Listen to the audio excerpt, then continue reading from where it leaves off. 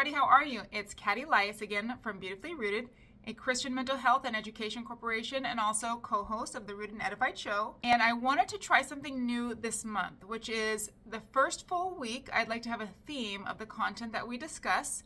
And for the following weeks, we'll also have a theme. So this week will be healthy thinking, which is one of the things that we look at here with Beautifully Rooted.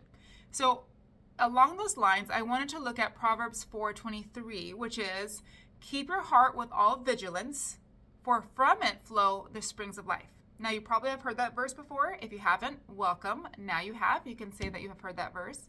And I had one main point that I wanted to get across, which is that the word heart is often interchangeable with mind. And you may know that, you may not, but I wanted to dive into that a little bit. But then as I was reviewing Proverbs 4 again, which who doesn't love the Proverbs, I really thought, man, there's some more that we can gain from here and things that I think are important. So I would like to have three main points that we discussed today, or three main takeaways for you.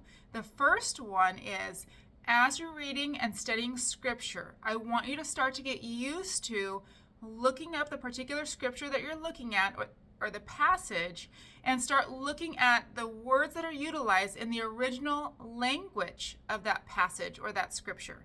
So the Old Testament will be written in Hebrew or Aramaic, depending on which part it is. And then the New Testament is going to be written in Greek. So how you can find that is you can just Google it. So for example, I looked at, you may have a fancy program and that's awesome, but I don't have that fancy program. So I was looking at Proverbs 4:23. I Googled Proverbs 4:23 interlineal, and up pops up a whole bunch of different references. So the one I'll be looking at today is from Bible Hub. So that includes awesome resources that you're going to want to check out. So if we look, so that's the first point I'd like you to take away. I'd like for you to take away from this is, whatever you're reading, check out the original language and the original meaning. That's really the point. What is being meant with the usage of that word?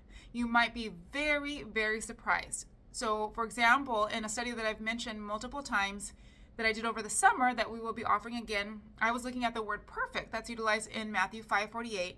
And what I found out is it's actually not perfect in the same way that we mean it. It means more complete and whole and able to be utilized. So that's not exactly how we would use it. And so if I thought that the way that it was referring to was the way that we use it, then I might be a little bit misguided. So in this scripture, in Proverbs 4:23, you want to look up the word heart, for example. That's what I looked up. And you're going to find something very interesting. So the word for heart in this scripture is actually, I believe it says it's pronounced leb, L-E-B. So the actual word is a variation of that, which is L-I-B-B-E-K-A, it looks like. But it comes back to this particular word. So you're going to find that there's going to be different variations, but there's one root word that it's going to go back to, depending on whether it's a noun, a verb, or an adjective, whatever it is. It'll come back to the same one. So it has the same meaning, but it really has more to do with grammar and the rules of grammar. And that is why it has different variations, but the root word is the same. So the root word for this word heart in this scripture, Proverbs 4:23, is strong number 3820, which is what you'll find when you look it up, and it's leb, L-E-B. So the scripture so what this means is it's used for feelings, the will, and intellect. The inner life of humankind, thought, emotion, will, conscience, and spiritual perception. Did you know that? Oftentimes we think about this verse and we think it's just speaking about feelings. We need to guard our feelings and our hearts. We need to guard our feelings and our heart. But actually it also means you need to guard your mind. Very important. There's more history, and if you ask my husband, he's going to tell you all of it. There's more history in regards to the heart and mind and where that came from. But for today, I want you to know that it's interchangeable in this scripture. It's also called on the same, you can Google it, Google Proverbs 4:23, Bible Hub will pull up, and this is what you're going to find. It's the invisible control center from which life issues proceed. So it's very important. Now, I also looked up the word diligence because I thought that was, it's actually the word vigilance, but in the original Hebrew here, they use the word diligence. So the ESV version is the one that I was reading from. When I look at the original, it says keep diligence. So when I look at that, that strong number is 4929. And when I click on that, it's mismar, but it comes back to the root word mishmar, mishmar. So that means it's actually a noun. So it's guard, watch, custody, prison, walls, the heart of a sanctuary. Proverbs internalizes the concepts. You're going to find this on the Bible Hub. Proverb internalizes the concept, urging believers to police the inner life with the same seriousness shown at Jerusalem's walls. So this is very serious.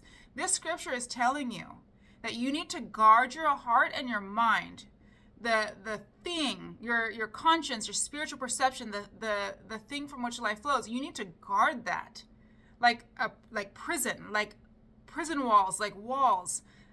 It's very, very, or like prison and like walls. It's very, very, very strong. I don't know that we always think about the scripture in that way. So the second point that I want to look at here is in Proverbs 4. In overall, if you were to read that and then get all the way down to verse 23, it's going to make a little bit more sense. So this is a passage that is written from a father to a son. That's the way that this is written, right? A father to a son. So we see in the beginning, the father is encouraging the son to seek wisdom, get wisdom and insight. Love her, he says. She will guard you. Wisdom will bestow on you a beautiful crown. In verse 11, we see that the son has been taught by the father the way of wisdom. The son has been led in the paths of uprightness. So we have a father who has taught his son the way of wisdom and has taught his son the paths of uprightness. Man, is this pertinent to now. So many parents have taught their children well. And so I want you to listen to the encouragement this father has. The father says, don't let it go. Don't go the way of the wicked. The father implores the son, listen, keep my wise words. I'm paraphrasing here in verse 20. Keep my wise words. Keep my wise words about wisdom in your heart. They give life and they are healing. Then we see verse 23 come about. Let me pull that up now. So actually I'll read from verse 20. My son, be attentive to my words. Incline your ear to my sayings. Let them not escape from your sight. Keep them within your heart. For they are life to those who find them and healing to their flesh. Then it says, keep your heart with all vigilance, for from it flow the springs of life. So this is so important. I think this is so pertinent for so many.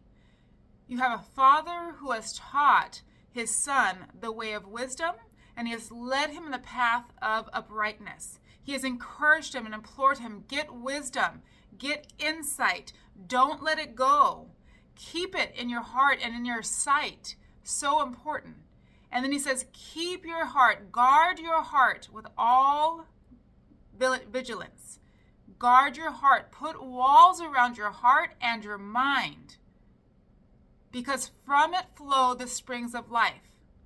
The output that you get is from the stuff that is on the inside. You have to guard it and you have to protect it from things that might impact your heart and your mind. Parents, does this sound familiar? After that verse, we see the father tell the son in verse 24, put away your crooked speech and put devious talk far from you. Let your eyes look directly forward and your gaze be straight before you. Ponder the path of your feet, which it looks like here it means level the path of your feet. Steady, level.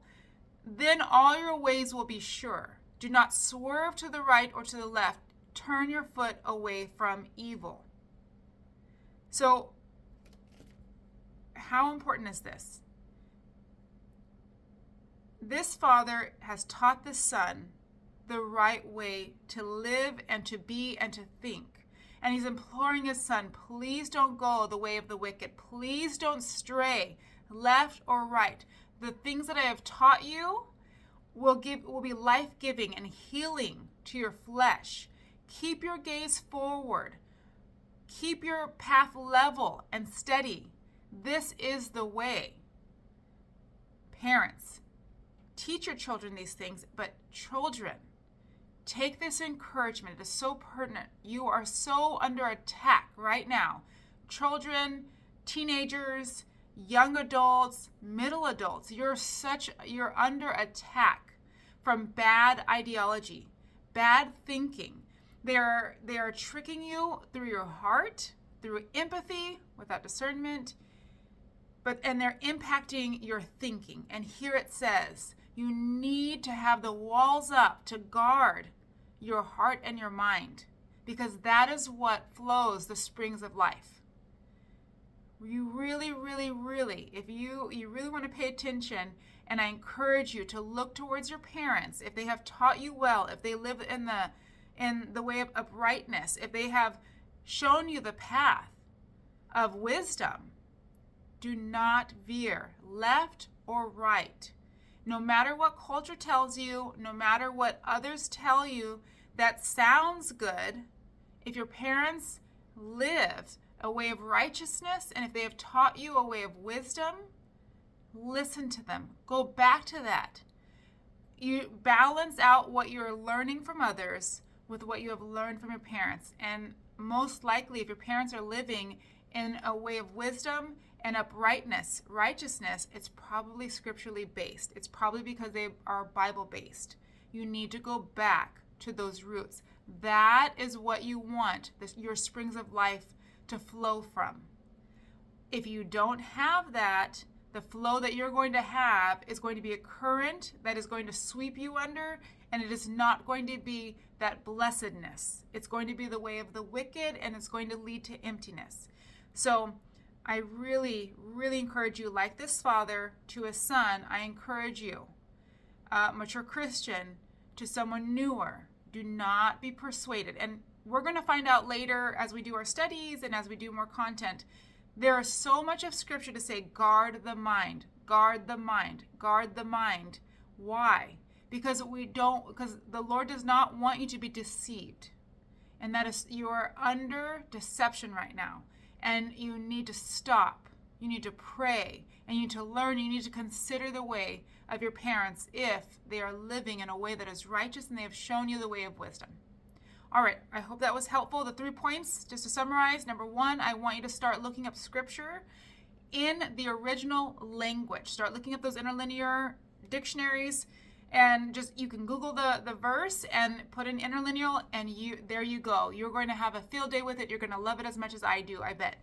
The second one is that this is very, very, very important for this generation. Very pertinent to now, this father encouraging the son. Son, listen. That's the second point. Perhaps fathers teach, and son, listen. The third one is that heart and mind is a word that is often interchangeable in scripture. So this doesn't refer to just guard your heart. This refers to guard your mind and put up strong walls for that to be guarded. All right. If you want to follow us, we're on @RootedNearTheStream for Facebook and Instagram for Beautifully Rooted. And we are at Rooted and Edified for the Rooted and Edified Show on Facebook and Instagram. And then on YouTube, we are at Beautifully Rooted, BEYOU, or at the Rooted and Edified Show. All right. Don't forget to subscribe and like, and we will talk to you later. God bless you.